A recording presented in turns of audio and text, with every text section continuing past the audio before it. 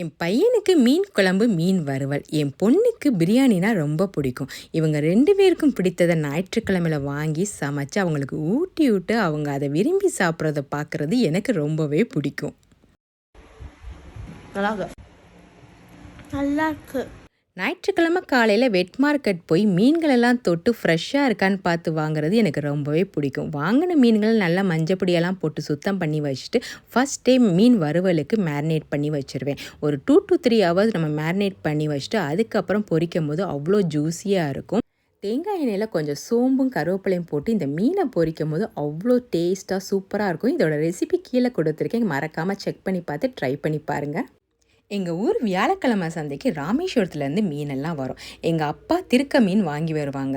அம்மா அதில் நல்லா பூண்டு, மிளகு, புளி, மசாலாலாம் போட்டு சூப்பர் சுவையாக செஞ்சுருப்பாங்க. மதியம் வச்ச அந்த மீன் குழம்ப சாயங்காலம் பள்ளிக்கூடம் விட்டு வந்து சாப்பிடும்போது ஆஹா, அந்த சுவையை நினைக்கும் போது இன்றைக்கும் என் மனசில் அப்படியே தான் இருக்குது. அதுவும் ஒரு பொற்காலம் தான் எங்கள் அம்மாவோட கைவண்ணம்.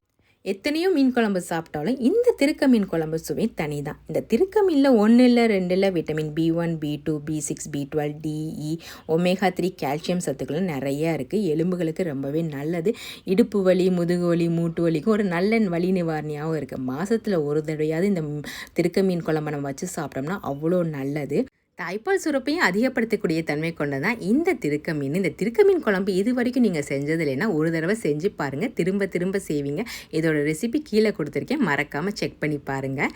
பிரியாணி மேலே எனக்கு ஒரு தனி காதல்னே சொல்லலாம். விதவிதமான பிரியாணி செய்கிறது. இன்றைக்கி வஞ்சர மீன் பிரியாணி பட்டுவோட பிரியாணி மசாலா யூஸ் பண்ணி பாஸ்மதி அரிசியில் என்னோடய ஸ்டைலான தம் ஸ்டைலில் செஞ்ச பிரியாணி அவ்வளோ உதிரி உதிரியாக சூப்பர் டேஸ்ட்டாக தான் இருந்துச்சு. இது கூடவே சுறா போட்டு ஐல மீன் வறுவல் எல்லாத்தையும் சேர்த்து சாப்பிடும் போது சுவையோ சுவை, சொல்ல வார்த்தையே இல்லை. என்னோட சர்ப்ரைஸ் இன்க்ரீடியன்ட் என்னென்னு கண்டுபிடிச்சிட்டிங்களா? மறக்காமல் கமெண்ட் பாக்ஸில் சொல்லி எல்லோ ஹார்ட் கொடுங்க. தித்திக்கும் திருக்கை, வாயூரும் வஞ்சரம், சுவையான சுறா, அசத்தலான ஐலையுடன் பாரம்பரியமான பட்டு மசாலா ஒன்று சேர்ந்து அம்புட்டு ருசி.